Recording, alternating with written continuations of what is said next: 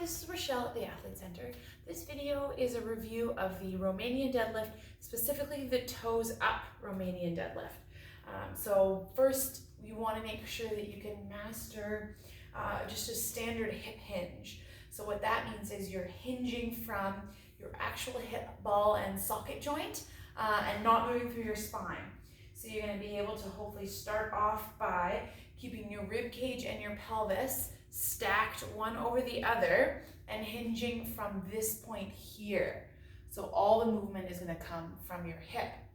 Now, with the Romanian deadlift or a straighter leg deadlift, we're not going to do a stiff locked out knee, but a soft bend in the knee and then hinging through this point in the hip until you start to feel some tension and a little bit of hamstring stretch back here. So you want to make sure that you're fairly proficient at doing just this sort of high tension hamstring hip hinge. So keeping your hips quite high as you hinge here with a soft knee, making sure that your knees are staying over top of your ankles. Your knees aren't drifting backwards like that. They're going to stay right over your ankles. So that's where that little bit of a knee bend comes in. If we lock out our knees, they're going to drift backwards as we send our hips back.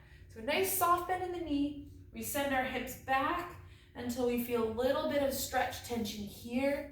And then we're going to maintain this stacked core, press our hips forward to come up.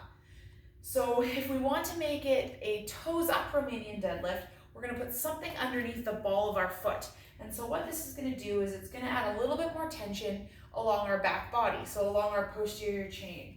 So with just the regular hip hinge, Romanian deadlift, we're feeling a little bit of tension through our glutes, our hamstrings, maybe into the back of our knee. By putting our toes up on something, we're going to take that to the next level. So as soon as I put my feet up, you'll probably see that I don't get quite as far down. So I'm going to stop about there.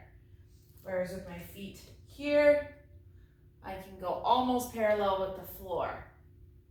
So of course, the higher we have our toes lifted, the more tension is going to come onto that posterior chain.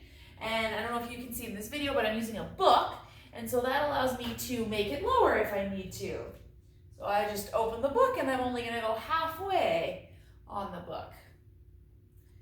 So some people will find that actually adding a little bit of a load can help guide this movement and make it a little bit easier. So we're gonna have a nice relaxed shoulders, nice relaxed arms. We're gonna make sure our shoulder blades are set onto our back. And then that weight is gonna have a straight down path as we send our hips back into that Romanian deadlift. And then we can use the book to add a little bit of load. There, and then come up.